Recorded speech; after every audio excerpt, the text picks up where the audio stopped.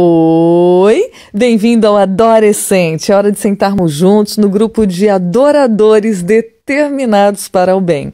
E hoje, então, nós fechamos a semana no estudo da vida de Saul, né? As suas escolhas positivas e negativas. E quando a Bíblia é escrita para a gente, Deus deixa esses registros na história que são tristes, né? A gente acompanhou nessa semana as más escolhas de Saul o levaram até o suicídio, até tirar a sua própria vida. Veja que foi uma sequência de oportunidades que Deus foi dando para ele. E ele foi rejeitando. Agora, o mais importante é nós lembrarmos que não importa o nível que você chegou, não queira fazer justiça contra você mesmo, nem contra os outros com as suas próprias mãos. Por isso Deus deixou isso escrito, né? E a forma como vivemos vai interferir na forma dos nossos sentimentos, né? Das nossas habilidades, de todas as coisas que nos rodeiam. Então, por isso que Deus quer que a gente viva uma vida melhor. E Ele aconselha aqui algumas coisas. Cuidado, porque a Bíblia diz assim, que Samuel chegou para Saul, está lá registrado em 1 Samuel 15, 22 e 23, e repreendeu ele, né? E Saul não gostava de ser repreendido, de jeito nenhum. Ele gostava de agir sozinho, inclusive. O livro Escolhidos traz aqui na página 395, é a última página dessa semana que nós vamos ler, diz que ele escolheu agir sozinho, sem depender de Deus. Eu sei que é importante, os pais ensinam a independência para os filhos, né? Para você trabalhar, estudar, né? Filhos são feitos para voar depois mesmo. Agora, independência em vários quesitos, menos nesse, que é a dependência que você tem que ter constantemente, onde quer que vá, no que quer que faça, que é a dependência de Deus. Dele você não pode ficar independente, porque aí você vai estragar a vida inteira, né? Tudo que conquistar será ruim para você. Em vez de ser benéfico, será maléfico. Não é como foi o sucesso de Saul que ele conquistou, em vez de ser benéfico, foi maléfico para ele. Por quê? Porque ele resolveu agir sozinho, independente de Deus. E isso nós não podemos fazer, porque inclusive essa independência vai levando à insanidade mental. Diz que ele ficou insano, né? E aí eu fico vendo essa questão da insanidade. Às vezes a pessoa não é insana, ela vai se tornando insana. Veja que no caso de Saul, especificamente, existem várias questões que levam o ser humano a ficar insano, mas fato é que a Bíblia deixa claro que a insanidade mental, no caso de Saul, tinha relação espiritual. E ele foi endurecendo o coração em cada oportunidade que Deus dava, e é por isso que comentei ontem, o inimigo tem seus métodos, suas estratégias, o inimigo de Deus e do ser humano, ele leva a pecar, né? Porque ele sabe que a pessoa vai ficando na mão dele, e a pessoa na mão dele, que é um ser insano, porque o pecado traz loucura, a pessoa na mão dele vai ficando igual ele. Entendeu? Então, por isso que Deus adverte, meu filho, presta atenção no que eu estou dizendo. Eu não quero ver você enlouquecer. E muitas pessoas estão enlouquecendo, não é por questões, diríamos, neurais, né? Cerebrais, do corpo, fisiológicas. Elas estão enlouquecendo porque elas resistem a Deus. Tem um campo espiritual envolvido. Não estou generalizando, mas no caso de Saul e de muitas pessoas, o inimigo vai tomando conta da vida. E ela vai ficando louca, o que é certo é errado, o que é errado é certo, vai invertendo, e Deus diz que isso acontece. Então é importante a gente atentar para os conselhos de Deus, porque Samuel chegou para Saul e falou, presta atenção, a rebeldia é como o pecado da feitiçaria, e a arrogância como o mal da idolatria. Isso está lá em 1 Samuel 15, 22 e 23. E ele termina falando para Saul, assim como você rejeitou a palavra do Senhor, ele o rejeitou como rei. Da mesma forma. Então, já pensou o peso disso? Gente, a rebeldia é como a feitiçaria. De repente você é um cristão que sabe que a feitiçaria é maligna, não vem de Deus, não tem nada a ver com Deus, é o contrário, é o inverso, né? Deus aborrece os feiticeiros, aborrece quem usa dessa prática, quem usa de elementos espirituais para enganar as pessoas, porque é assim que Satanás se apresentou, como se fosse Samuel. É assim que ele se apresentou com Jesus, como se fosse um anjo de luz. E as pessoas que se utilizam de práticas de feitiçaria enganam as pessoas, outras pessoas, né? E você se colocar nesse campo, diz aqui que Saul se colocou nesse campo da feitiçaria, e ele se colocou em território do inimigo, e o inimigo toma conta da pessoa que se coloca no território dele, ou melhor dizendo. Então, assim, está lá, foi buscá-lo, né?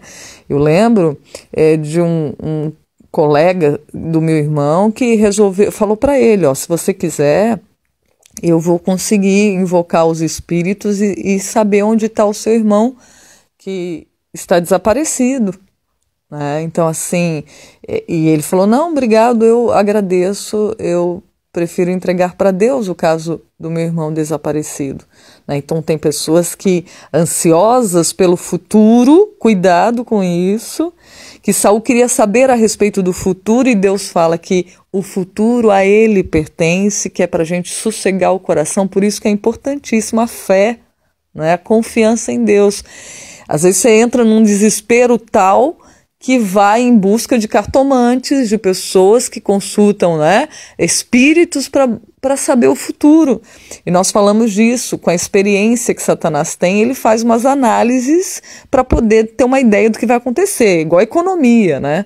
Se você analisa, ó, como é que está indo a tendência, e eu pedi para que um investidor financeiro fizesse análise num trabalho meu na faculdade, e ele fez a prospecção daqui a 10 anos com as coisas como estão acontecendo agora, né, dentro da carreira judiciária, como é que estaria, né, o gasto, como é que estaria. Ele fez uma previsão, né, e é isso que Satanás faz, com a análise que tem das coisas que estão acontecendo, cada instante, né, ele faz essa prospecção. Então, por isso que muita gente fala, nossa, ó, vai acontecer, aconteceu mesmo, né? Ou vai acontecer.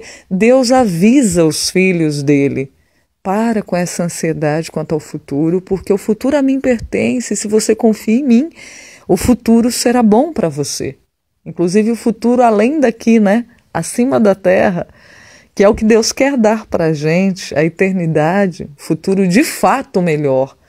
Então pede para Deus, se você está preocupado com amanhã, para sua família, para você, Senhor, me acalma, porque isso trouxe, né? Levou Saul a buscar alguém para consultar a respeito do futuro, que ele queria saber de qualquer jeito, e foi rejeitando passo a passo a Deus. Foi rejeitando ao ponto de acontecer o que aconteceu, como relata a Bíblia na história dessa semana. E eu termino lembrando o que diz o guia de estudos dos adolescentes, que é a nossa base, né, para comentários aqui no Adorescente.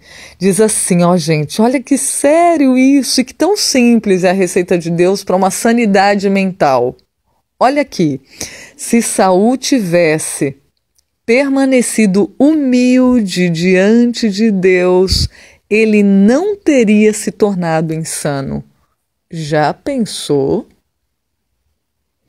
Olha só, uma razão, diz um evangelista a respeito do pecado, o Billy Sunday, ele falou assim, ó, que uma razão porque o pecado floresce é que ele é tratado como uma guloseima em vez de uma cascavel.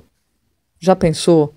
Satanás deseja a sua alma. Atenção, você que ouve, adolescente, é isso que ele deseja. Ele fica feliz em ter acesso ao seu coração por meio de algum método que você permitir. Você se acha autossuficiente, eu me acho autossuficiente, e aí vou rejeitando as oportunidades que Deus dá. Quem sabe ouço o áudio, acho interessante, não me submeto a Deus no meu dia a dia. E aí ele vai tendo entrada na minha vida, através de filmes obscenos, quem sabe, feitiçaria. Quando você assiste alguma coisa que invoca mortos, né, que faz feitiços através de filme, através de novelas, através de um tanto de coisa, dentro da sua casa, você está buscando isso para dentro do seu lar. Quando você ouve músicas sensuais, quando Deus diz que não, o coração é enganoso, não deixe os seus estímulos te levarem. Né? Quando você brinca de jogos violentos, ou então utiliza-se de drogas, diz assim, Guia de Estudos advertindo sobre isso: brinque com Satanás e o jogo será fatal. O que pareciam pequenas concessões na vida de Saul, finalmente exigiram a sua alma. Que Deus possa nos ajudar, né, a sermos humildes, andarmos com humildade perante Deus, para que a gente não se torne insano como se tornou Saul.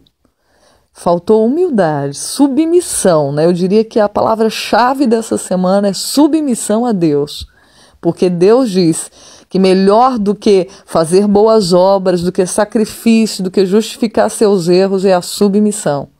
E é ela que nos dará saúde mental, porque só em Deus há saúde mental. Ele que nos ajuda, Ele que nos coloca no devido lugar a mente, acalma o coração e nos faz seguir com saúde em todos os aspectos na nossa vida. Que Deus te abençoe e te guarde, tá? É o meu desejo profundo nessa semana, para que tenhamos realmente uma mente sã, como Deus é são e deseja que os seus filhos sejam. Fique com Deus, não se esquecendo de dar um pulinho, né, no nosso canal do YouTube, dar um joinha lá para compartilhar a respeito do cuidado de Deus por cada um de nós. E não se esqueça que juntos somos adoradores determinados para o bem. Boa leitura amanhã, hein? Feliz sábado desde já e até a próxima. Tchau, tchau!